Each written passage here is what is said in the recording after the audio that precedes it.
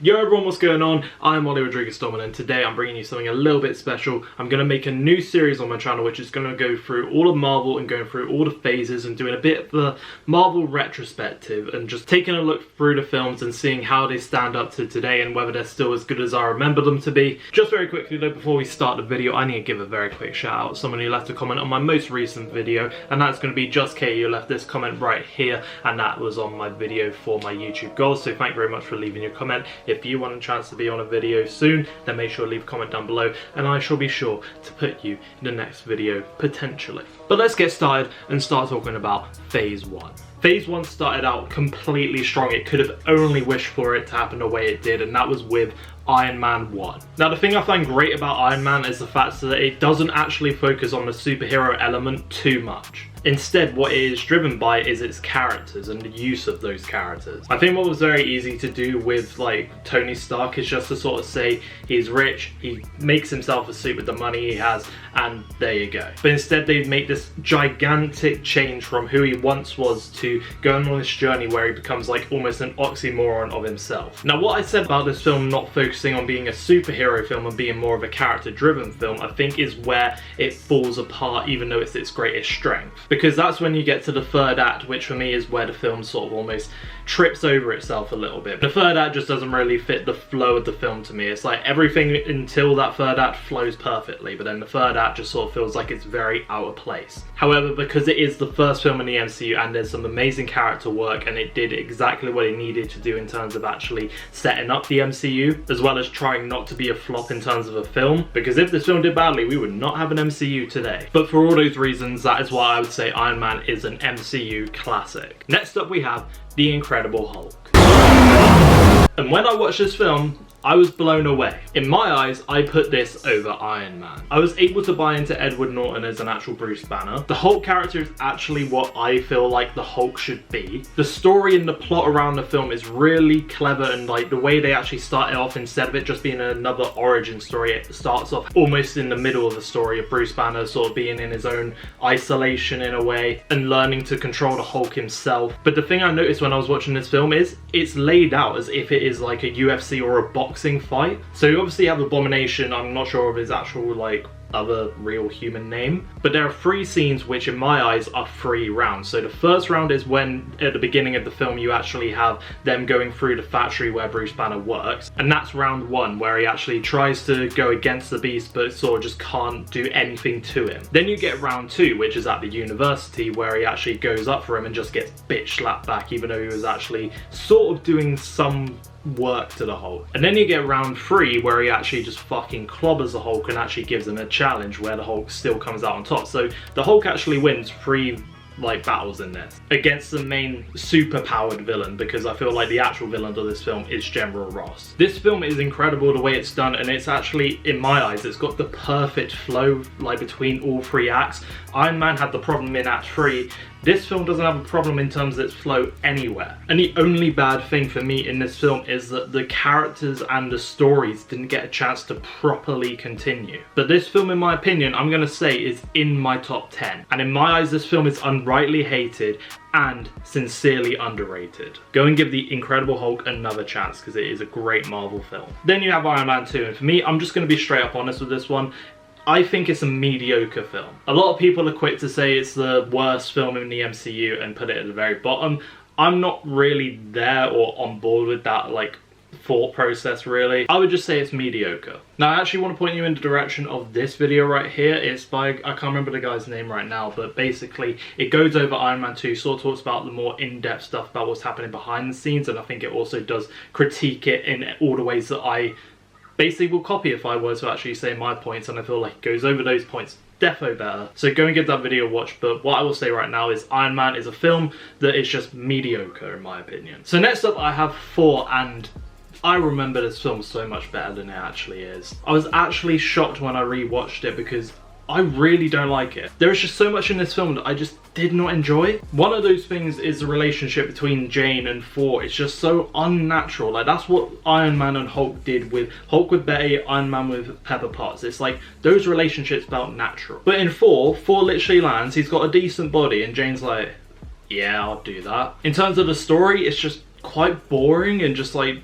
it just feels quite slow, and it's like, I get what they're going for. I get it's all about like Thor's not worthy of the hammer, and it's his journey on like redeeming himself. But it's just like, I really just like, when I was watching this, I was just counting down the minutes for it to be over. The other thing is the comedy in this film. There's a few exceptions, but pretty much most of the stuff that happened here just were quite cringy. Like, this is Marvel comedy at its worst. And then I feel like they missed the mark on Loki on this film. I feel like Tom Hiddleston and Loki did great in this film. However, I feel like it was really rushed to make Loki a villain. Because with Loki, it's like he becomes a villain in Avengers, which is like, I enjoyed that and I feel like that's good. I'll get to that in a minute. But it was like, at the end of 4, he's suddenly this villain, and it's like, you can tell he's been doing shit all throughout the film, and it's like, even when he goes to Thor and like tells him that like their father has died, even though he's just in the coma. I know it's the Odin sleep, but it's a coma really. But they should have kept going with what Loki was doing, but just throw it into the background, not chuck it in people's faces being like, I opened the Bifrost to the giants. It's like, don't tell us that. Sort of leave it as a questionable thing as to what happened, and then at the end, instead of him jumping off the bridge and then suddenly coming back in Avengers or in the post-credits and being like, I'm still alive, just sort of have him do the background stuff, and then when it comes to Avengers, like have him come in like in a more better way there. And it's sort of like, I just feel like this is just a bit of heavy baggage that sort of like doesn't completely give Loki, like if you were to compare like Avengers Loki to this Loki, there's a difference. Like this feels like Loki is a teenager, whereas Avengers feels like Loki is an adult. For me, Thor is basically probably on the lowest of low Marvel films, maybe even the worst in my opinion. Then the penultimate film and the final solo film of Phase 1 is Captain America. This film, I have to say straight up, is a Marvel classic. For me, it does what Iron Man 1 was trying to do, because they do that thing again where instead of focusing on the superpower, they focus on the hero and the character themselves. One of the things I do enjoy about the film is how they link in the time period into it, and like actually link real life events like World War II, and also sort of give it that Marvel twist. But going back to like the actual, like this film does what like Iron Man was trying to do. Iron Man gets to the third act, as I've mentioned several times, and just sort of flops.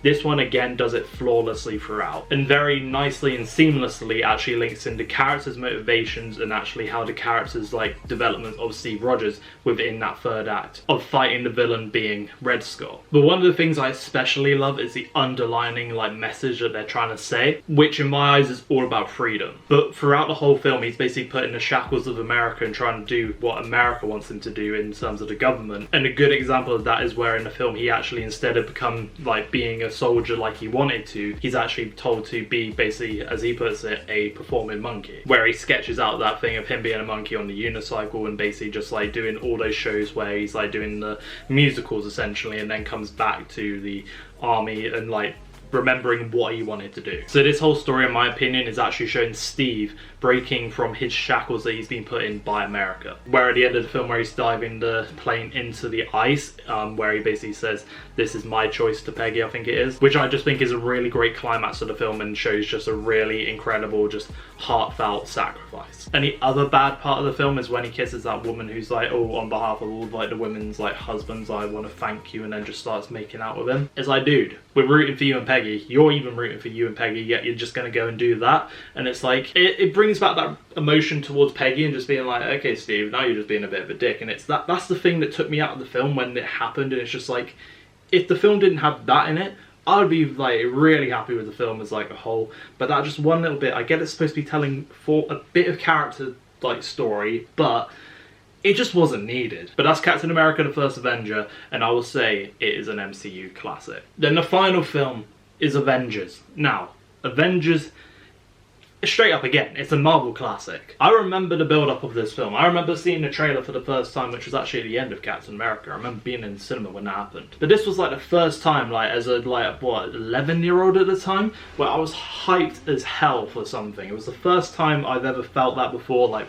fully, like properly. And what better film could it have been for? Avengers. Now, when I rewatch this film, it's not trying to achieve like an incredibly told story. It's not supposed to be that. It's supposed to be this coming together of heroes from different films and just like putting on a show, really. I've got way too many notes on this film to actually go through in this video, otherwise it'll be a whole video on its own. But basically, these are my thoughts on the film. The chemistry between each characters are great. The recast of Mark Ruffalo being Bruce Banner, I think, is a good choice if you're going to get rid of Edward Norton, as they did. But the way they introduce each character, I really like, and it's almost like you're getting like the jigsaw puzzle, and like these are the bits coming together, and it's like giving you a small introduction as to where that character is at the moment. So like with Black Widow, her being interrogated, and then like the Hulk, like Bruce Banner even being in the place where he's being like a doctor and helping people out. Iron Man being in New York and setting up his new tower. Steve Rogers being in a boxing gym. But it's just like almost showing that these like characters, they've got their own like things going on, and then they've got to come together to help save the world. And it just makes the world of the MCU feel like it's a living, breathing space in a sense. And this will be a weird comparison, but it's almost kind of like how GTA shows it in their game, where it's like when you switch between Michael, Trevor and Franklin, because every time you change character, it almost looks like they've been doing something, and that's the sort of effect that I find they use in Avengers. Then you get Loki, and I've got to say he is probably one of the best villains in the MCU, and this is where like the actual like the MCU being able to take place and like have different events happen in previous films